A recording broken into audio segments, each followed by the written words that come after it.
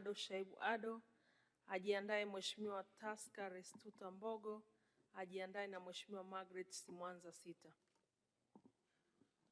Mheshimiwa Spika, Mheshimiwa Mwenyekiti, ninashukuru kwa kuniona ili na mimi niweze kutoa mchango wangu katika hotuba ya Mheshimiwa Waziri Mkuu. Na nina imani kwamba kutokana na nafasi yetu tumekuwa tukipewa hapa uwiano wa kuchangia kwa siku. Sisi ACT tumeambiwa kwa nafasi yetu ya wabunge 9 tuna nafasi ya kuchangia angalau mchangiaji mmoja kwa siku. Huwa tunapewa hivi kutoka ofisi ya katibu pale. Sasa naona hizi ni dakika za jioni, isije ikahesabiwa dakika za jioni tukakatwa juu kwa juu tukashindwa kujipambanua. Ule msingi wa kwamba nafasi yetu ya kuchangia mchangiaji mmoja izingatiwe ili bunge lipate kusikia mawazo yetu pia. Mheshimiwa Mwenyekiti, nimepata faida ya kuwasikia wachangiaji wenzangu, waheshimiwa wabunge, na wengi wamejikita katika kuchambua hoja mbalimbali ambazo zipo katika hotuba ya Waziri Mkuu.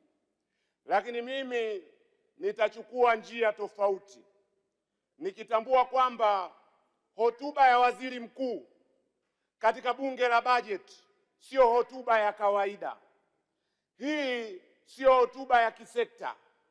Hii sio hotuba itayojikita kwenye maduhuli tu ya serikali na namna ya kuyatumia.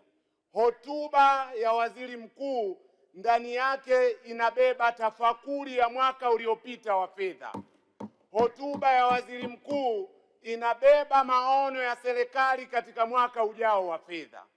Kwa hiyo mimi nitajielekeza katika maeneo ambayo kwa maoni yangu yamebeba ukimya mkubwa sana katika hotuba ya Waziri Mkuu.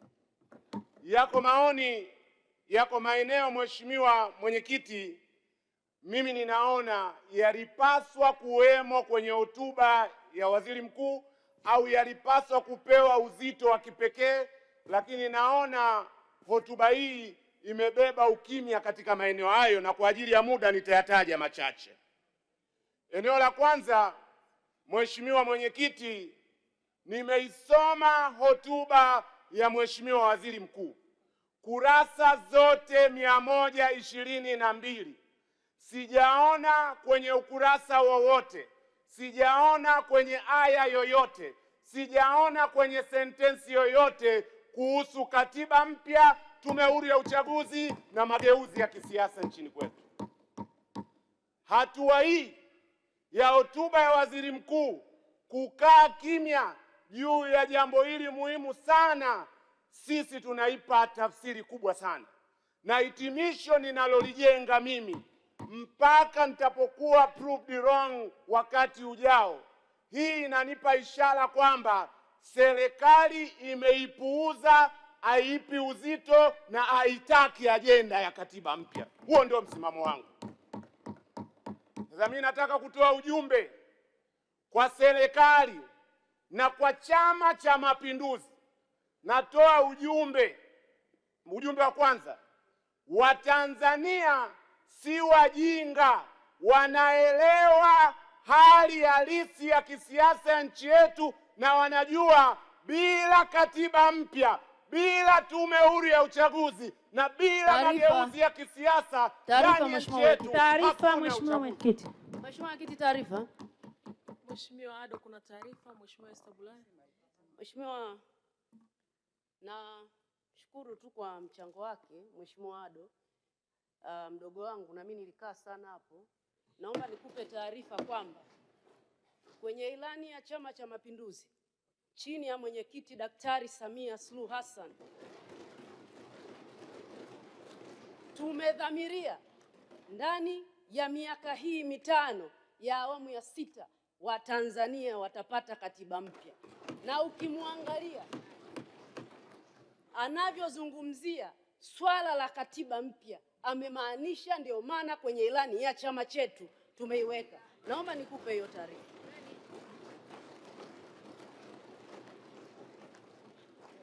Mheshimiwa Ado, unaipokea taarifa hiyo? Taarifa nyingine Mheshimiwa. Mheshimiwa Mwenyekiti, taarifa ya Mheshimiwa Bulaya siipokei, na siipokei kupitia hoja yangu namba 2 ambayo nilikuwa naelekea kuitaja. Ujumbe wangu kwa serikali na Chama cha Mapinduzi, ujumbe namba 2: katiba mpya sio ajenda ya CCM. Katiba mpya sio ajenda ya serikali. Katiba mpya ni ajenda na mali ya Watanzania. Ukimya huu katika hotuba ya waziri mkuu unamaanisha serikali imeihodhi ajenda hii. Mheshimiwa Mwenyekiti, taarifa. Mheshimiwa Ado, kuna taarifa inatoka. Mheshimiwa Mwenyekiti, taarifa. Mtoa taarifa yuko. Mheshimiwa Mwenyekiti, naomba kumpa taarifa Mheshimiwa Ado kwamba serikali iliyoko madarakani ni serikali ya Chama cha Mapinduzi na inatekeleza ilani ya Chama cha Mapinduzi. Kwa hakuna namna tutofautisha Chama cha Mapinduzi na serikali iliyoko madarakani na Watanzania. Asante. Mheshimiwa Ado, unaipokea taarifa hiyo? Siipokei taarifa hiyo. Sijasema serikali mali ya nani, hilo ni somo jingine la katiba, mkufunzi yuko pale. Nasema katiba mpya ni mali ya Watanzania. Watanzania wana haki kwenye hotuba kama hizi zinazobeba maono kujua mchakato wao wa katiba mpya unakwenda wapi. Taarifa Mheshimiwa Mwenyekiti. Taarifa Mheshimiwa Mwenyekiti. Taarifa Mheshimiwa Mwenyekiti. Inatoka wapi taarifa? Ndio Mheshimiwa Kinzile. Mheshimiwa Mwenyekiti, kwanza nakubaliana na Mheshimiwa mchangiaji kwamba katiba mpya ni mali ya Watanzania. Lakini pia namkumbusha mali za Watanzania ni pamoja na ardhi, fedha na vinginevyo.